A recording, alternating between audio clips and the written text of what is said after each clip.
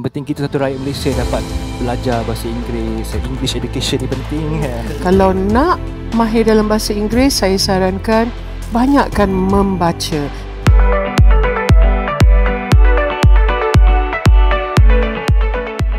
Paradigm, debut, tu antara perkataan-perkataan dalam bahasa Inggeris yang ejanya lain, sebutnya lain. Jadi ramailah antara kita yang keliru kan.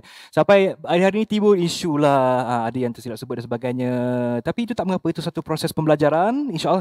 Tapi namun suka tak suka, terpaksa diakui yang rakyat Malaysia, antaranya pelajar juga, banyak benda yang perlu kita pelajari. Termasuklah diri saya sendiri. Proses pembelajaran akan berterusan insya-Allah. Jadi Bola Bestari edisi keempat ni kita nak bincangkan mengenai bahasa Inggeris. Di mana tahap kita ni? Okey. Baiklah, tetamu kita pada kali ini bukan calang-calang. Beliau lah antara orang yang bertanggungjawab mencetuskan fenomena ni bersama saya. Kak Adibah Noor, Assalamualaikum. Kak Waalaikumsalam Adi. Wah, Ya. Adibah. Adibah. Dah kena sangat jodohnya tu. Oh, jodoh Baik, saya panggil Kak Dip Okey, Kak Dip. boleh. Okey, Kak Dip. Kak Dip apa khabar?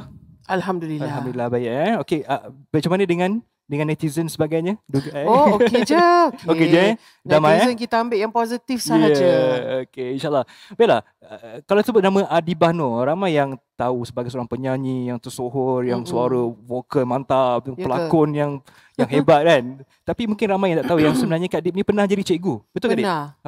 Saya sebenarnya guru yang berkelayakan. Berkelayakan, okey. Saya belajar ambil ijazah sarjana muda dengan kepujian dalam pengajaran bahasa Inggeris sebagai bahasa kedua ataupun Bachelors of Education with Honours in the Teaching of English as a Second Language. So itu memang dia. guru yang berkelayakan. Okey, jadi maksudnya Kak Dip pernah menjadi cikgu, pernah mengajar di sekolah? Pernah, saya tahan 2 tahun je. 2 tahun je? Lepas tu menyanyi? Tak. Selepas itu saya cuba untuk mencari pekerjaan yang lain, menceburi bidang pengiklanan, bidang corporate sebelum saya mengambil keputusan untuk berjalan terus sebagai freelance. Okey. Saya sebenarnya salah seorang follower Twitter Kak Dip ni. Dah lama saya follow. Jadi selalunya nampak ada pasal kucing, banyak pasal kucing, pasal politik juga ada, isu-isu semasa. Tapi lately ni pasal membetulkan sebutan bahasa Inggeris. Jadi apa yang menyebabkan Kak Dip tergerak untuk post video-video yang konten seperti ni? Mungkin sebab darah guru tu memang mengalir, pekat, melekat gitu kan. Sebab arwah ibu saya pun seorang guru, kakak saya pun memang seorang pensyarah bahasa Inggeris. So memang orang cakap a teacher will always be a teacher. So saya rasa macam gatalnya kalau boleh nak betulkan semua, tapi saya ambil satu perkataan tu je. So maafkanlah kalau mungkin tersinggung, tetapi tujuan saya hanyalah untuk memperbetulkan. Itu saja. Tapi sebenarnya ramai yang suka video-video Kak Dip tu sebab dapat belajar. Kalau tak, orang tak ingat kan. Yalah, kalau kita ambil dari segi nak belajar, benda tu jadi positif sehabis-habisnya. Kalau kita lihat perkara itu sebagai negatif ataupun saja nak malukan orang ke apa ke, then itulah yang akan melekat pada diri kita buat selama-lamanya. Namun ada perbezaan antara teguran dan juga sendaan. Saya bukan ketawakan, saya memperbetulkan. Yang penting kita satu rakyat Malaysia dapat belajar bahasa Inggeris. English education ni penting sekarang. Jadi, baik Kak Dip, cakaplah tentang bahasa Inggeris ni kan. Kita tahu, semua tahu tentang bahasa Inggeris ni penting. Tapi bila dari dulu lagi dari kecil, tadika kita dah belajar English. Tapi kebanyakannya kalau kita tengok, sejauh mana tahap penguasaan bahasa Inggeris baik Malaysia ni pada pandangan Kak Dip sendiri? Bergantung pada tempat. Demografik betul demografi. Kalau anak-anak di bandar, mungkin ibu bapanya bekerja sebagai di dalam bidang korporat dan sebagainya, mungkin pendedahan dan kepada penggunaan bahasa Inggeris tu lebih banyak. Lepas tu kalau di pinggir bandar mungkin dia berkurang, kalau di luar bandar apatah lagi. Jadi mungkin sebab itu kemahiran kita pelbagai. Saya rasa pokok pangkalnya adalah sikap kita sendiri. Saya pernah mengikuti program-program bahasa Inggeris, camp-camp bahasa Inggeris yang dianjurkan oleh organisasi tertentu yang melibatkan pelajar-pelajar luar bandar. Pelajar-pelajar contohnya di Terengganu. Tapi dia ambil participation daripada pelajar dari sekolah yang di luar bandar. Okay? Dan saya kagum dengan kemahiran mereka berbahasa Inggeris. Kalau nak dibandingkan dengan kawan-kawan dia yang lain. So saya bertanya, macam mana you punya English boleh baik macam ni? Sedangkan yang lain mungkin tidak sehebat kamu. Dan jawapannya tetap sama untuk semua. Minat. Betul. Bila dia minat, dia akan berusaha. Walaupun dekat sekolah dia cakap dalam English class sahaja, ataupun bila berjumpa dengan cikgu English sahaja baru dia cakap English, mungkin di rumah dia langsung sepatah tidak bercakap dalam bahasa Inggeris, apatah lagi untuk berinteraksi dengan orang-orang kampung ataupun orang-orang yang dia jumpa. Tapi disebabkan dia minat, dia cari jalan. Betul. Dia tengok program berbahasa Inggeris, dia cari maksud perkataan, dia baca bahan bahasa Inggeris, buka dictionary, dia sendiri praktis. So pokok pangkalnya nak atau tak nak. Kalau tak nak, tak apa, go on, it's okay. Tapi kalau nak tu, wow, dia akan cari jalan. Itu je. Itu dia. Sekarang ni sebenarnya bukan tak ada alasan lah kan. YouTube ada, TV ada, lagu-lagu English pun ada, internet pun ada kan. Jadi bukan alasan lah. Tapi kalau kita tengok, ada yang kata ada yang salahkan guru. Ada yang salahkan guru juga dan sebagainya. Jadi betul ke kita nak salah menyalahkan orang ni? Inggeris saya tak betul sebabkan ni mak bapak saya tak cakap English kat rumah apa? Okey, situasi di sekolah itu memerlukan perbincangan yang lain pada hari yang lain. Tetapi di sekolah waktu saya mengajar dahulu, seingat saya lah ya, mungkin saya salah, saya cuma berdasarkan pengalaman saya yang hanya 2 tahun itu sewaktu itu. Dalam satu kelas tu ada 40 lebih kadang tu murid-murid. Untuk seorang guru mengajar bahasa Inggeris dalam jangka masa tertentu, kadang-kadang 30 minit, kadang-kadang lesson tu 35 minit, paling lama pun 45 minit, paling lama pun 2 periods kan, kadang-kadang benda tu jadi 2 periods. Tapi nak concentrate seorang-seorang memang tak akan dapat nak concentrate. Jadi tidak perlu menyalahkan sesiapa, kerana balik kepada pokok pangkal yang saya sebut tadi, diri sendiri, nak atau tak nak, minat atau tak minat, itu je. Ya, betul. Jadi Kak Dik, mungkin Kak Dik boleh kongsi sikit lah dengan penonton-penonton kita, macam mana Kak Dik belajar English dulu? Macam mana boleh jadi power English? Okey, saya punya keluarga, ibu bapa saya adalah penjawat awam. Ibu saya tak cakap English, bapa saya pun tidak. Walaupun bapa saya penjawat awam dan juga mak seorang guru sekolah rendah, yang mana masa tu lah, saya tak tahu sekarang macam mana, seorang guru sekolah rendah tu dia lah cikgu maths, dia lah cikgu English, dia lah cikgu semua dia PM, kan? Semua dia kan. Sekarang ni mungkin ada cikgu yang berbeza. So dan adik-beradik saya juga kita memang tak cakap English pun kat rumah, jarang. Tetapi ibu bapa saya telah mengambil inisiatif untuk menghantar kami ke tadika, yalah, tadika lah permulaan kita belajar kan, ke sekolah. Tadika yang memang mengutamakan bahasa Inggeris. So kita tidak masuk tadika yang kebanyakannya berbahasa Melayu, tapi dia memilih untuk menghantar saya ke St. Ronan's Kindergarten, yang mana bahasa perantaraannya pun sudah bahasa Inggeris. Walaupun saya tak tahu satu benda pun, tapi tahap penerimaan seorang kanak-kanak, penyerapan bahasa itu adalah zaman kanak-kanak lah. Walaupun dia tak faham, tapi dia absorb tau, dia serap benda dia tu. Bila education tu, cikgu-cikgu dan surrounding tu cakap English, dia pun akan fasih juga. Dia mungkin dia tak akan fasih serta-merta, tapi dia akan serap benda tu.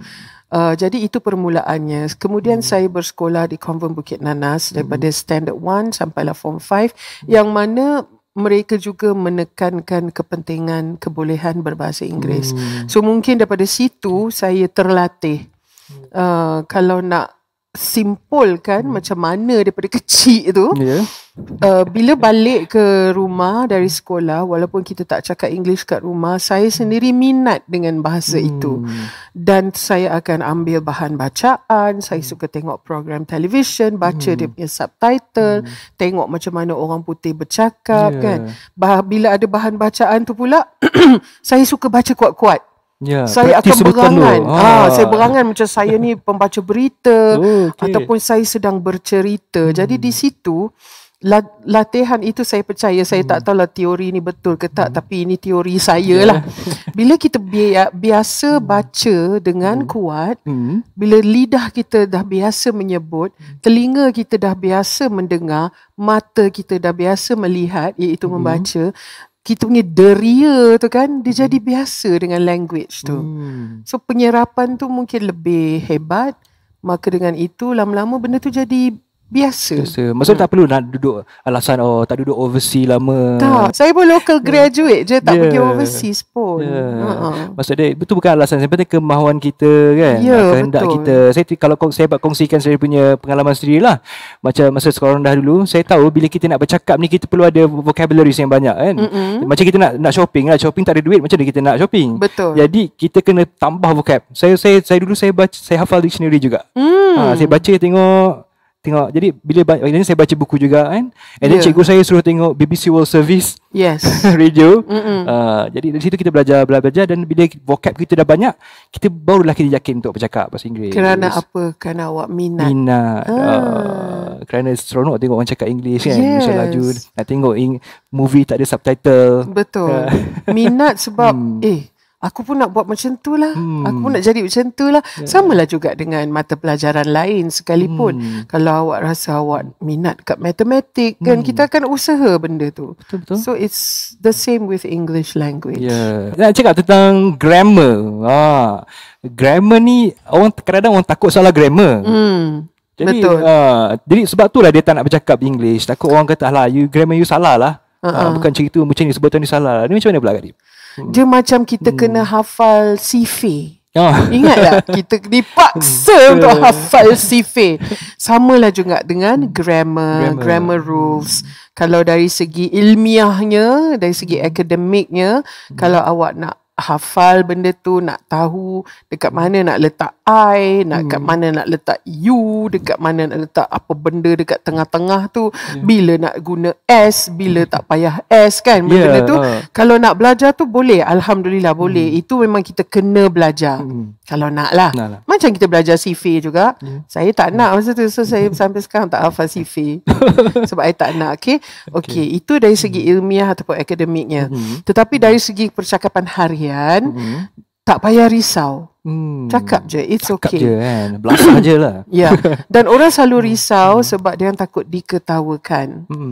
Bila orang ketawakan kita, saya ada satu formula. Yang kita kongsi tadi kan. Contohnya kalau awak cakap sesuatu ayat bahasa Inggeris, sekali tak betul, lepas tu ada orang cakap, apalah teruk sangat, baik cakap Melayu je. Cakap kat dia balik, awak ketawakan saya ya? Yelah sebab English kau teruk. Sekarang ni saya nak tanya awak, betulkan apa yang saya cakap? Boleh buat tak?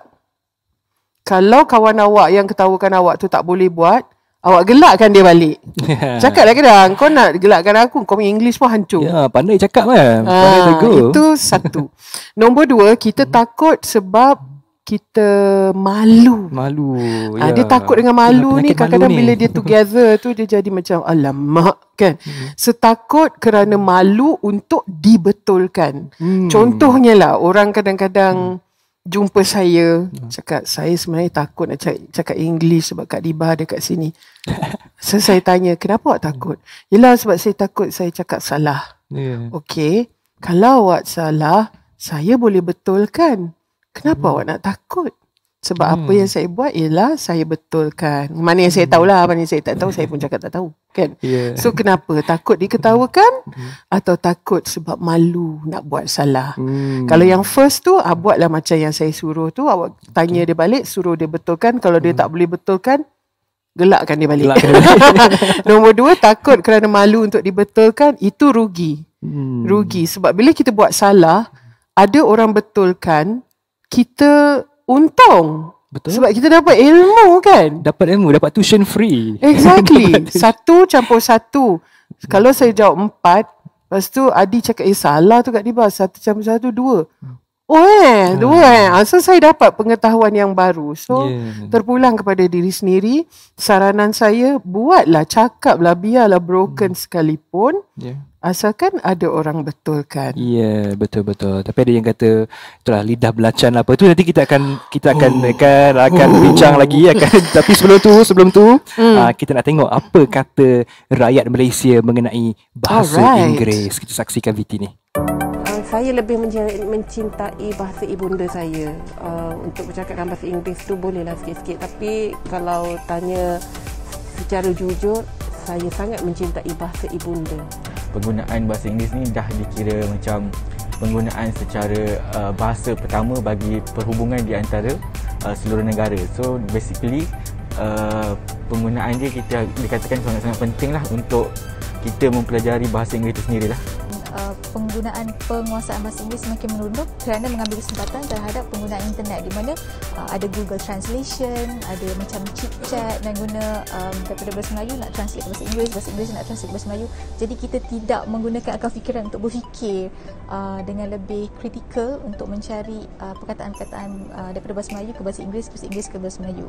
Okey, selalunya kalau sekarang ni kan budaya TikTok banyak berkongsikan ilmu untuk berkomunikasi bahasa Inggeris, untuk menyebut dengan betul pronunciation dia.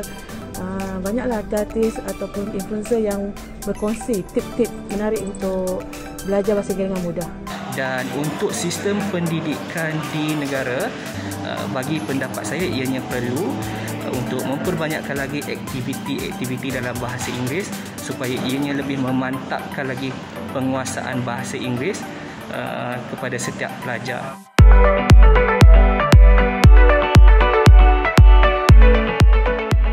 Kak Adib, itu tadi apa yang orang ramai cakap mengenai bahasa Inggeris. Ada yang yakin, ada yakin kan. Pendapat masing-masing lah. Okey. Itulah sebelum tadi tu saya ada tanya mengenai lah kan, orang label lah. Alah kau ni lidah belacan lah, lidah apa semua kan. Ya.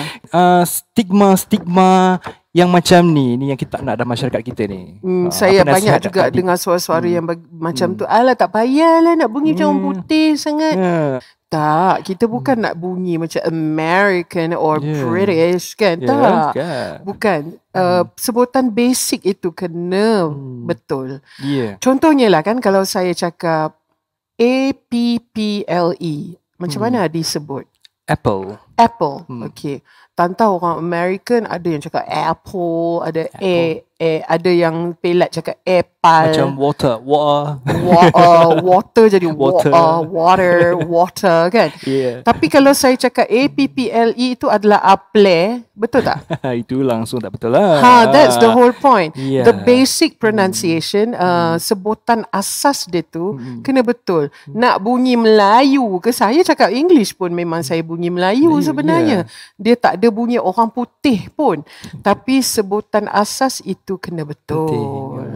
So tak apa kalau English bunyi Jawa ke, bunyi Melayu ke, it's okay. But the basic pronunciation has to be correct. Kena betul. Rasanya kita kena banyak membaca kan untuk supaya pronunciation kita tu betul. Sekarang senang tau pronunciation ni, sebab saya sendiri melakukannya. Because sebab saya pun tak adalah sehebat mana penguasaan saya. Bila saya tak tahu sebutan sesuatu perkataan, sekarang ni semua ada dekat telefon. Kita Google, kita type perkataan itu dan akan keluar perkataan, istilah dia, maksud dia, dan dekat situ ada butang yang macam speaker tu. Dia boleh sebutkan. Kita tekan tu, kita dengar cara sebutan tu. Saya pun buat tu. Sangat-sangat mudah. Nak dengan tak nak je. Betul. Itu dia. Jadi Kak Dip, tadi kita dah cakap tentang peranan cikgu. Kali ini nak peranan mak ayah pula. Jadi mungkin Kak Dip ada tips-tips lah kepada mak bapak kat luar sana yang nak anak dia proficient dalam English ni. Okay. Fasih. Sebagaimana yang kita ada demografi yang berbeza-beza itu, macam tu jugalah kat rumah. Contohnya kalau ibu bapa di kawasan bandar, mungkin ramai yang memang selesa berinteraksi dalam bahasa Inggeris. Mungkin kat rumah pun dia cakap English dengan anak-anak dia. Teruskan. Always speak with your children, teruskan bertutur dalam bahasa Inggeris dengan anak-anak. Tapi saya ada juga tengok keluarga yang mana anak-anak dia diletakkan disekolahkan di sekolah-sekolah antarabangsa, sepatah perkataan bahasa kebangsaan pula dia tak tahu. Dia tak boleh cakap bahasa kita pula. So kena balance. So ibu bapa saya saran, sebab bahasa kan bukan saja kita bercakap pasal penguasaan bahasa Inggeris sebenarnya. Bahasa kebangsaan sekalipun ataupun bahasa ibunda sekalipun. Macam mana nak buat? You practice with your children. Kita berlatih bersama-sama dengan anak-anak. Kalau kena one to som lah. Papa cakap English ke Malay? So kita want to zoom. Sebab mama pun nak cakap English juga dengan Ahmad. Okay, kita want to zoom. Okay, bila dah want to zoom tu, papa dia kena cakap BM sahaja dan ibunya kena cakap English sahaja. Yang untung ialah siapa? Anak tu dia untung dia dapat absorb 2 bahasa. Kan best tu lebih daripada 1 bahasa dia tahu. Yang mana bercakap bahasa ibunda dekat rumah, let's say bahasa ibunda dia bahasa Mandarin. Bila dia dapat kuasai bahasa ibunda, dia dapat kuasai bahasa kebangsaan, dia dapat kuasai bahasa Inggeris. 3 bahasa dia, macam-macam pekerjaan boleh dapat esok-esok kan.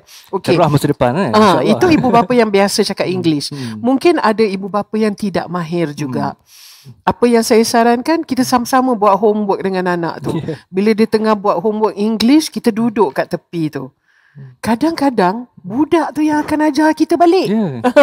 Ada banyak situasi yang saya lihat anak-anak yang pergi ke sekolah-sekolah dan juga ada tuition English. Dia pergi kepada sekolah-sekolah tertentu untuk mantapkan bahasa Inggeris dia kan. Padahal bapa dengan mak dia sepatah pun dia tak reti cakap English. So kita duduk dengan dia untuk memberikan dia motivasi untuk belajar tu, untuk buat homework tu. Itu satu. Dan bila dia buat tu, kita tanya dia, ni apa? What is this? So dia ajar kita balik. So secara tidak langsung dia pun praktis benda tu. Itu cara dia. Karib, kita rasa masa kita pun tak banyak sangat.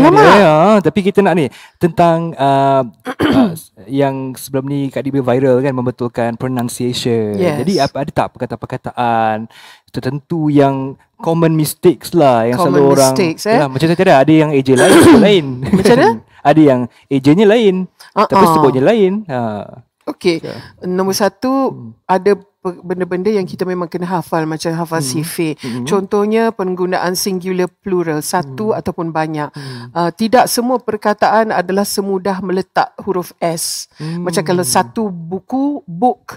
Kalau lebih daripada satu, dia jadi books. Kan?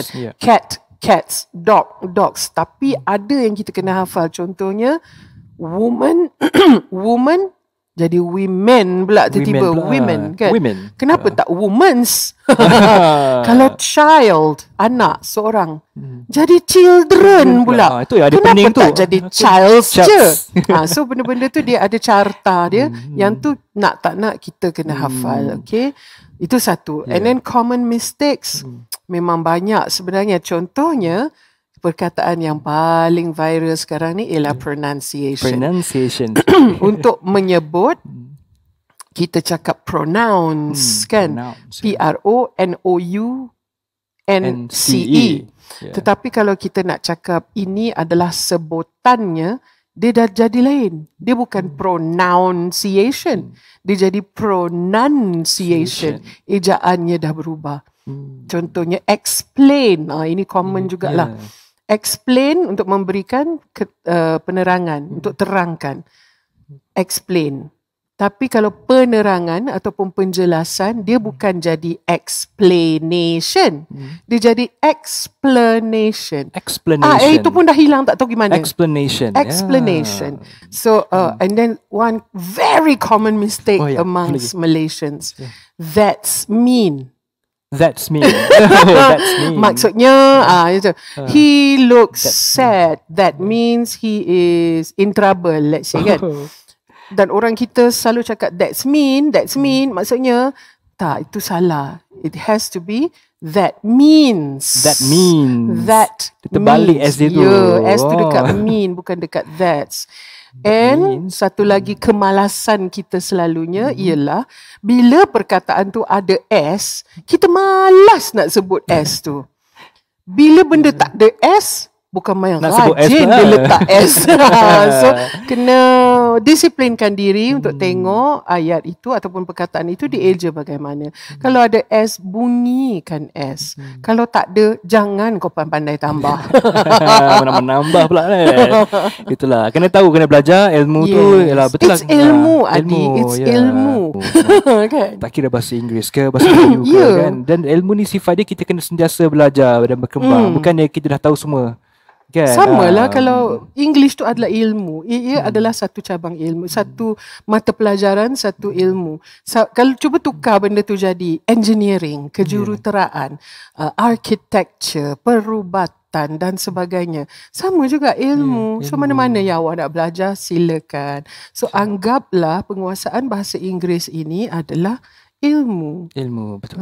Dan ia membuka ruang sebab uniknya tentang bahasa ini adalah kita perlu bercakap, kita perlu berkomunikasi. Janganlah selesa. Okey, mungkin ada orang selesa lah dengan apa yang sudah ada pada dirinya.